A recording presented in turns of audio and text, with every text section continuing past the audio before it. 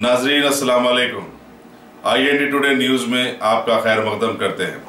आइए देखते हैं ये तफसीलात। हजरत सैयद शाह अब्दुल गफूर रहमतुल्लाह अलैह की उर्स तकारीब का इख्तिताम अमल में आया। मुतवल्ली हजरत सैयद सिराज आदमी ने जुलूस संदल की क़यादत की, जो दरगाह हजरत यूसुफैन से निकलकर दरगाह शरीफ पहुंचा। सेक्रेटरी अब्दुल मतीन ने उर्स के इंतजामात में सरगर्म रोल अदा किया। हजरत अब्दुल गफूर की दरगाह नामपल्ली में दरगाह शाह खामोश के करीब वाक़ है।